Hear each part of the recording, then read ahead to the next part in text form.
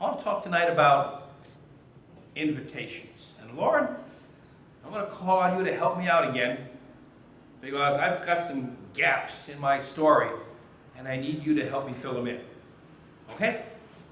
You're doing wonderful. You did terrific this afternoon when I met with you, and you did marvelous just now when I asked you questions during the reading of the lessons. I think if you asked your family to take you out for a steak dinner, they probably should do that. Or at least a Happy Meal, one of the two. You've gotten invitations to birthday parties, haven't you? Wedding invitations, maybe? You know, when I meet with couples to plan their wedding ceremony, one of the toughest questions they have to resolve is whether or not they're going to have kids at the wedding reception. Some don't. Kids run around a lot, they make a lot of noise, and they don't eat the food that typically costs $25 a plate. The challenge for the couple is, how do you word it on the invitation that the invitation is for adults only, without offending the parents? But I think one of the weirdest invitations I've ever gotten was for a guy named Ricky. Now, if you are an Anglo like me, or especially if you all have any kind of Southern blood in you, you know what a coming out party is. A cotillion, a debutante's ball. If you are Hispanic, you are familiar with it as a quinceañera, a very fancy, formal affair for a young lady reaching the age of 15. Okay, when I was in Michigan, I received an invitation.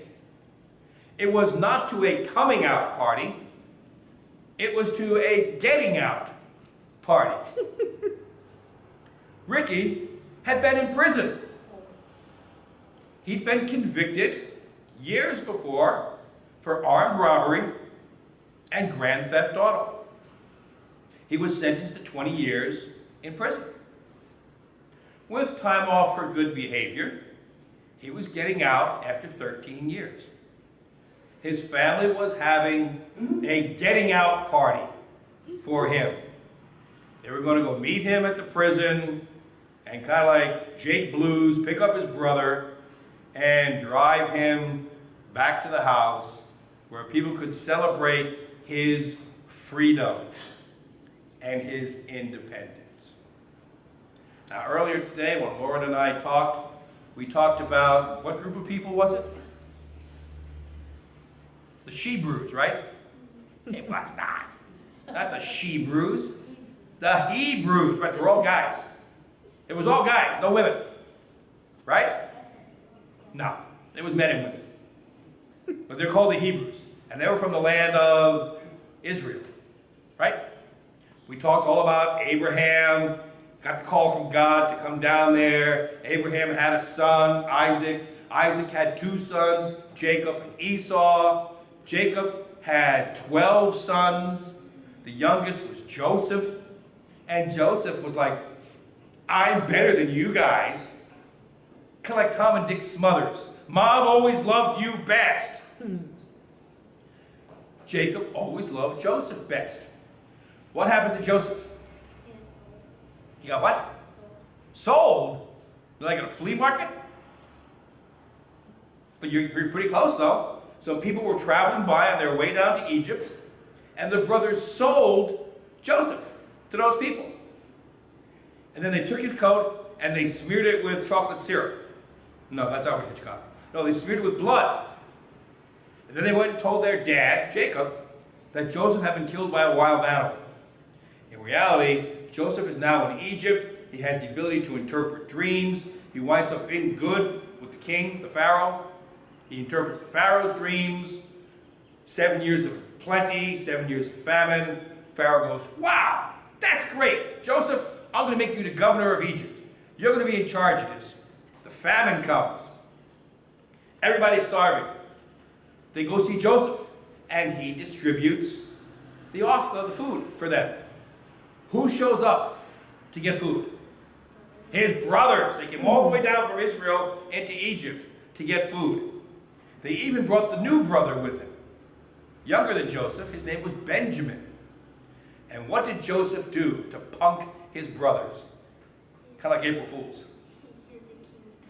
Yeah, he took the king's cup and he stuck it in Benjamin's backpack. Because Joseph knew who they were. He recognized them. But they didn't recognize him, did they?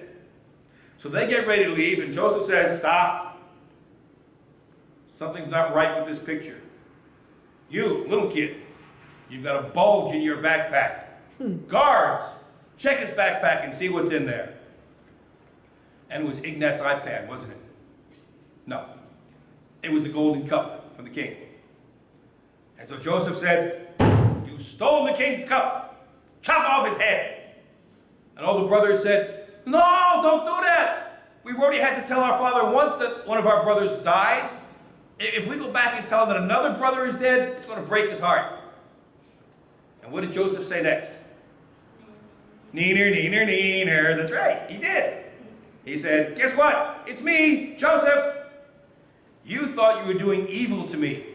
God made it turn out for good, which is a good lesson on the side. See? It's a lesson on the side. When bad things happen to you, God has a way of making good come out of it. Okay, now back to the main message. We return now to our main message. So, we're back to the main story. Joseph has rescued the people, and they grow to be like millions of Hebrews living in Egypt. But the Pharaoh gets a little nervous. All these Hebrews, they could take away my crown and revolt against me. So he gets real mean to them. He winds up killing all the males. And then there's this guy, took him out of the water. What was his name? Moses, right, Moses. He winds up being raised by the princess. Like a great Disney movie, wouldn't it? Oh wait, it was. Okay. But unfortunately, Moses kills an Egyptian guy. And then later on, when he's trying to stop a couple of Hebrews from fighting, they say, so what are you going to do? Kill us like you killed the Egyptians? And Moses thinks, oh man, I could be in detention like forever. I better get out of town. So he runs away. Remember how old he was when he ran away? 40. How long did he stay away? Till he was 80, right, another 40 years. And then he's out one day taking care of sheep. And he comes to this big mountain. And he climbs the mountain. And he sees the weirdest thing. What did he see? A bush that was on fire. But what was strange about that? It was fine. Yeah, it was fine. Not only you burn something, it burns up. This bush was unharmed. And Moses said, I see a bush that's on fire and it's not harmed. That's rather strange. What happened next?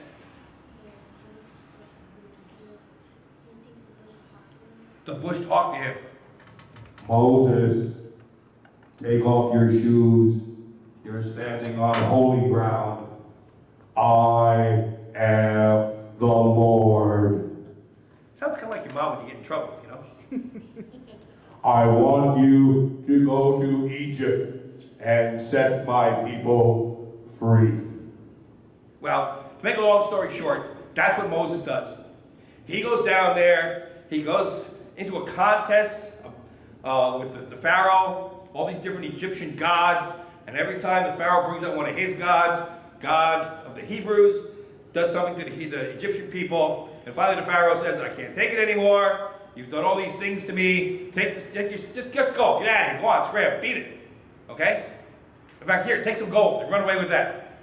And so the Hebrew people left, but like we heard in the story, they had a special meal before God finally sent the angel of death. And that was a meal that we call Passover. I'll buy you a steak dinner if you can tell me the Hebrew name for that meal. In fact, I'll buy a steak dinner for anybody who can tell me the Hebrew name for that meal. And if you're Mexican, no fare. The Seder. No, Seder is the ceremony that they have during the meal. Delia, ¿habla usted español? ¿Cómo se dice en español lamb? Cordero. I'm thinking of a different word. Cordero. I'm thinking of a different word. Another word? Pascua. Pascua. This Sunday, aren't you going to say Feliz Pascua to people? Happy Lamb's Day. Is that what Okay, in Hebrew, the word is Pesach. P-E-S-A-C-H. That's P-E-S-A-C-H. Pesach. It means lamb. So, just as the lamb and its blood set free the people who were in Egypt, so now Jesus, by shedding his blood, becomes the way for us to be set free from our sins. It would be like you breaking something valuable of your grandma's. And your grandma says, Lauren, you're going to have to get spanked for this. But your mom says, no, please don't.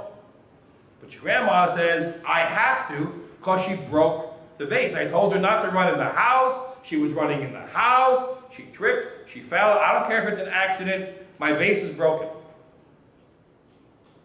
But Kelly says, but Mom, she's my daughter. I love her. Spank me instead. And so Carolyn spanks Kelly, who was grinning because apparently this wasn't the first time either.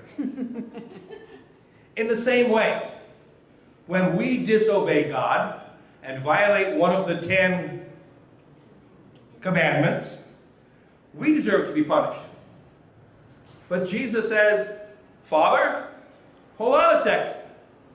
And God says, yes, son, what can I do for you? And Jesus says, don't you remember when I died on the cross? I took their punishment so they wouldn't have to be punished? And God says, I knew that. I was just testing you. Because I'm God. I don't forget things. I'm just going to not pay any attention to it anymore. So whatever you did, I'm going to forgive it. I'm going to wipe it clean. Pretend like it never happened. That's what we do tonight. On behalf of my Lord, I extend an invitation to you to come and participate in his supper. We're not going to have a full meal. We're not going to have a Seder. We're going to use a little bit of wine or grape juice and some little round discs of wafer stuff that tastes like the box the wafers came in. On Sunday, we're going to have Hawaiian bread, right? Altar Guild people, Hawaiian bread on Sunday. I think there's probably bread today too. We're going to have Hawaiian bread on Sunday. Yes, sir. Okay, yes. Thank you so much. See, I told you we're going to have Hawaiian bread on Sunday. Because that's somebody's favorite. Whose favorite is it? Yeah, yours and mine both, all right? Yeah. And we're going to give out big chunks of bread, aren't we? Not these little teeny tiny bites, okay? This is the feast that the Lord has made. It's not the snack. So tonight we're going to come to the altar. And as has happened for the past 2,000 years, we're going to hear Jesus saying, take, eat, this is my body. Take, drink. This is my blood of the new, but that's Mama's question, covenant. She was helping me this afternoon to explain covenant. Like, I told you to do it, you do it. Actually, that is a covenant, you know. You said the term, she carries it out. Bada bing, bada bang, bada boom. The new covenant. Not the old covenant based on the 10 commandments, but the new covenant based on the new commandment. To love one another as Jesus has loved us. Now we will sing hymn number 109.